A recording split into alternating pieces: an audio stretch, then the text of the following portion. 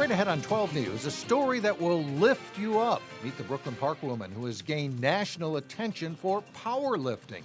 Plus, 26,000 reasons to be excited for the Brooklyn Center School District band program. But first, a defective airbag that shattered a Plymouth restaurant owner's life. As of today, they're still not able to get every car with a defective Takata airbag off the road. 12 News starts right now. Hello, everyone, and thanks for joining us. A family who runs a Plymouth restaurant is in the middle of a nationwide recall. A car accident and deployed airbag left one of the restaurant owners blind. Senator Amy Klobuchar calls the Takata airbags a ticking time bomb, and reporter Shannon Slatton spoke with the family today.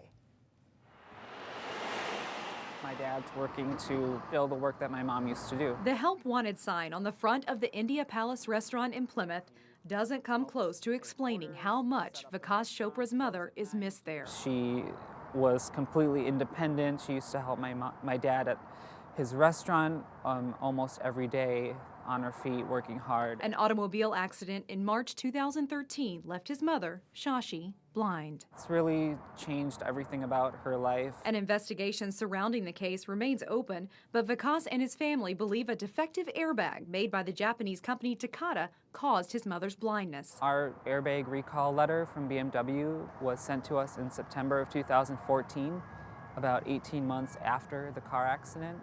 So getting that in the mail was like a complete insult to us. His voice has joined others calling for a recall of all Takata airbags. It caught the attention of Senator Amy Klobuchar, who released a statement this week saying with more evidence surfacing about the danger of these airbags, it's stunning that the company is still refusing to take action to protect consumers. That's why I'm calling on Takata to immediately expand its recall nationally to help get all of the vehicles with dangerous airbags off the road as quickly as possible. This should have never happened. That's exactly what Vikas Chopra wants. A recall won't restore his mother's sight or bring his mother back to the family restaurant, but it could prevent someone else from getting hurt. As of today, they're still not able to get every car with a defective Takata airbag off the road. So people are still driving these cars. It could injure them or possibly kill them, and yet people are still allowed to drive these cars, and that just doesn't make sense to me or my family. Vikas says doctors believe his mother will be permanently blind, but she is very passionate about people getting their airbags checked out. Mike and Alex. All right, thank you, Shannon. And here's more background about that airbag recall. So far, it involves at least 10 automakers. If your vehicle is part of the recall, you should have received a notice in the mail. Otherwise, you can go to safercar.gov and type in your vehicle identification number. Honda is Takata's largest customer and so far has recalled more than 5 million vehicles in the U.S. alone. Takata believes the problem is confined to areas of the country with higher humidity levels, which right now is mostly the southern U.S. But the U.S. government could take Takata to court and force a nationwide recall.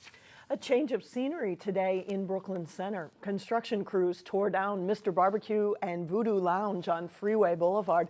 It opened 2 years ago, replacing the Mango Tango restaurant, which opened in 2010 and lasted only about a year. City officials tell 12 News that no plans have been brought forth as to what could replace the Mr. Barbecue restaurant. A study by a nearby suburb shows which cities have the most liquor stores per capita. And the study was done by the city of Blaine, which is considering revamping its liquor license rules.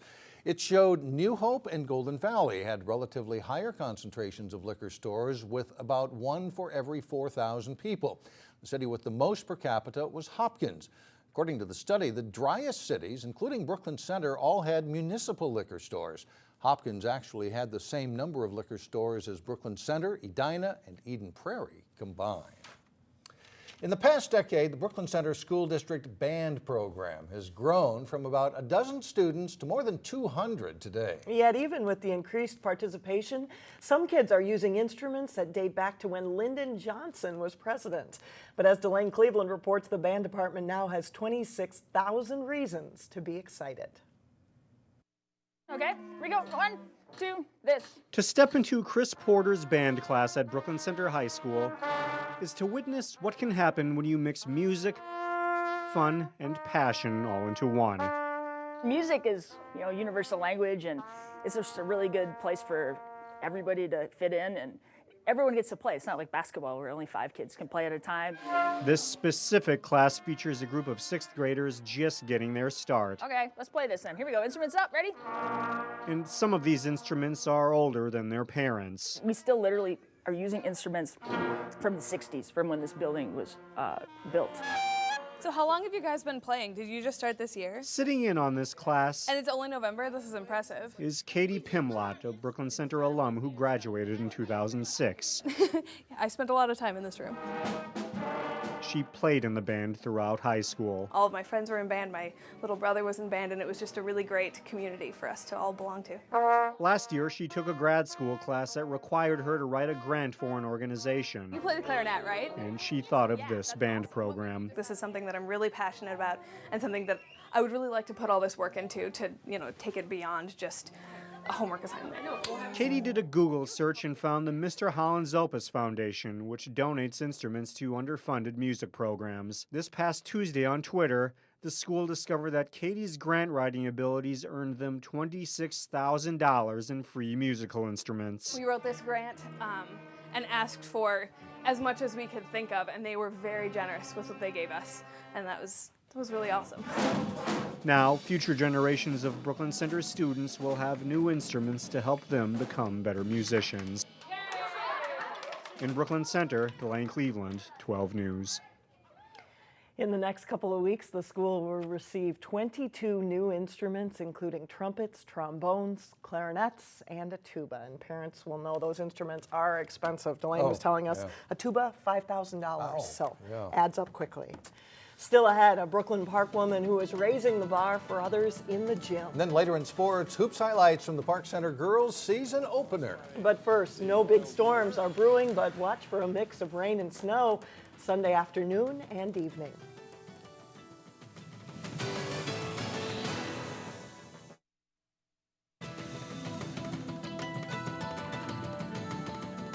Rudolph, with your nose so bright, won't you guide my sleigh tonight? The holiday spirit of giving is alive and well at Allianz Life Insurance in Golden Valley. Each year, employees form a human chain to load hundreds of boxes on a semi. This year, it's 35,000 pounds of food and clothing employees are donating to the nonprofit Prism. Employees also raised, listen to this, more than $71,000 for Second Harvest Heartland. So their support means that they're serving those hungry neighbors. Again, 1 in 10 Minnesotans is experiencing that issue, and so their support means a great deal. It means those food shelves then have great food that they can distribute out to their clients. Toys for Tots benefits as well. 99 bikes and more than 2,500 new toys were donated also by Allianz employees. Now to a Brooklyn Park woman who's inspiring other women to get strong. Sonia Goins introduces us to Jen Sinkler, who is gaining national attention for powerlifting. Jen Sinkler is passionate about pumping iron. She trains at least 3 times a week. I got into weightlifting because I used to play rugby, and a rugby training program involves weightlifting. Jen would normally lift much heavier weights, but she has a competition on Saturday, so she took it easy and showed us some of her training routines.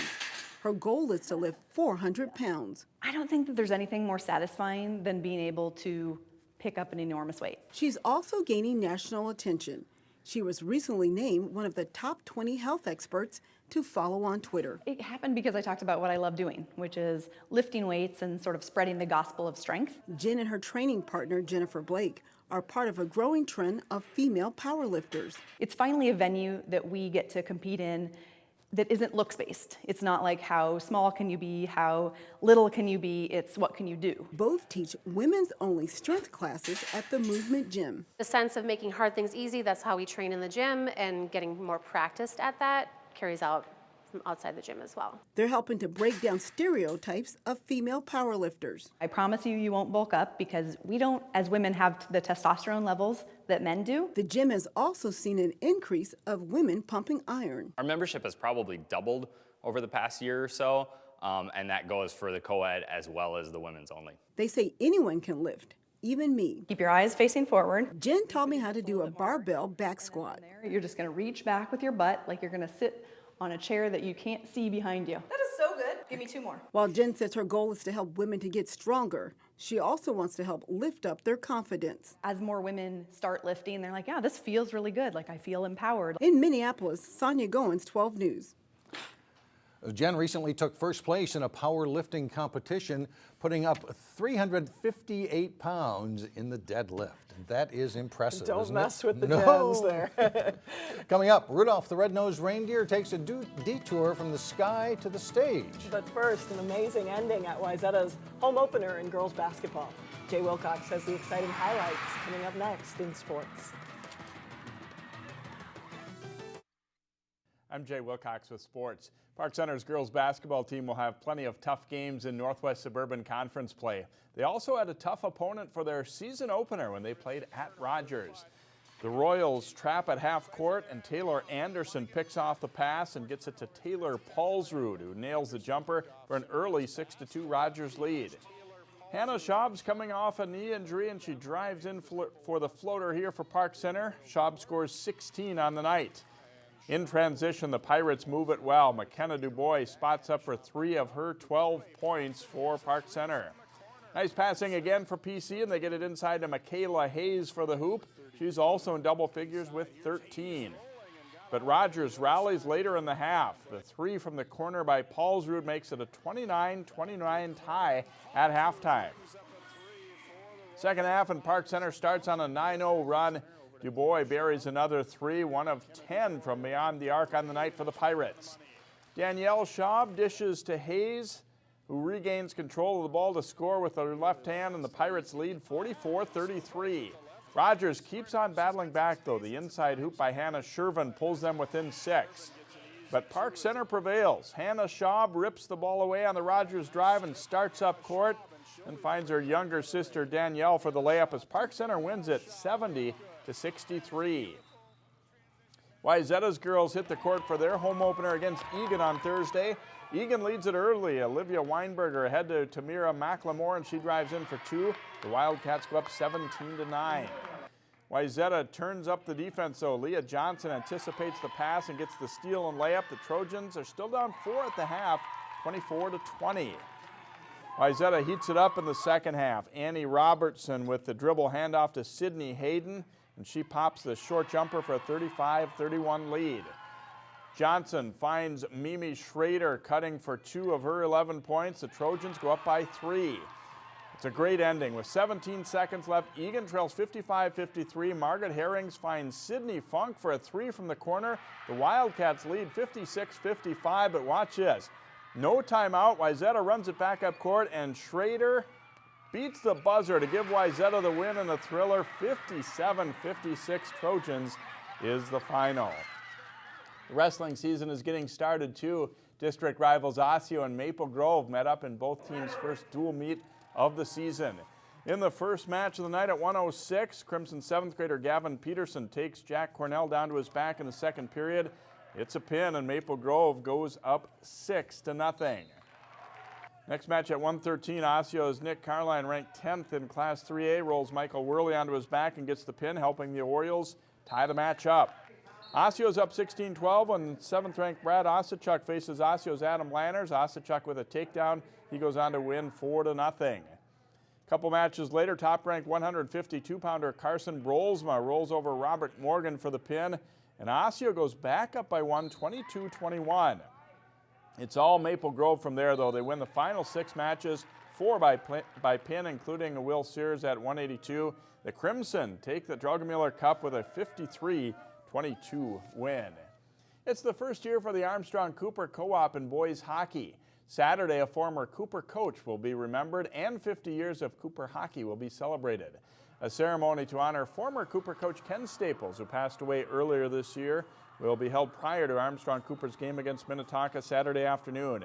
The players will wear Stapes decals on their helmets this season. Face-off is set for 3 o'clock with the ceremony right before the game.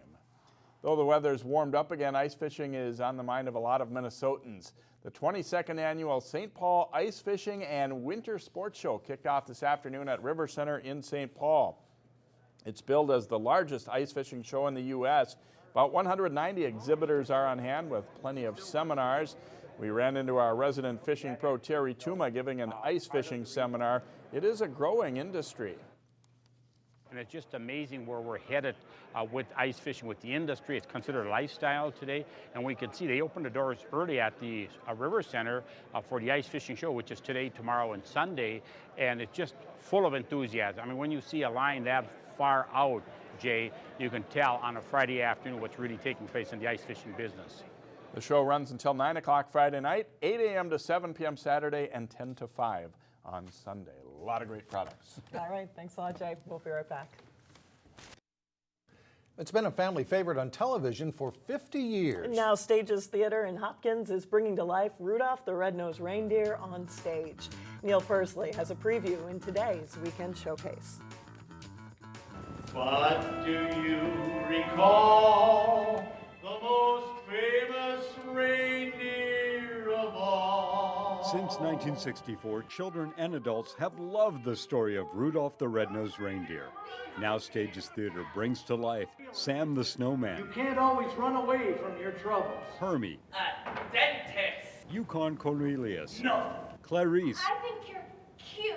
And of course, Rudolph. You wouldn't mind my red nose? Big as life. And it literally is the movie on stage.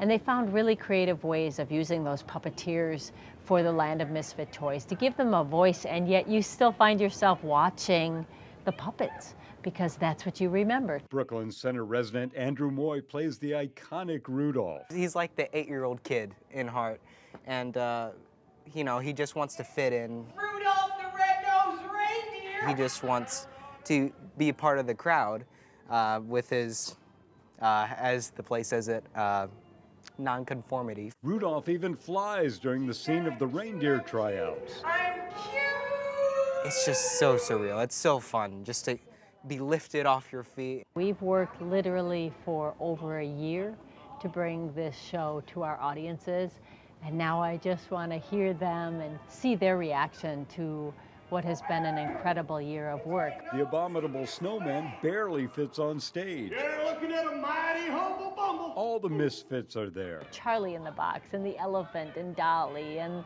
the bird that swims like a fish, and then seeing them on our stage brought to life is magical. Magical indeed. For a Weekend Showcase, I'm Neil Persley. Rudolph the Musical runs through Saturday, January 3rd. For tickets and showtimes, go to stagestheater.org. And that looks like a lot of fun. That's quite a set, isn't it? That's right, Really very neat. impressive. Yeah. That does it for us. Thanks so much for joining us. Stay with us. Community Corner's up next. Have a great weekend, everyone.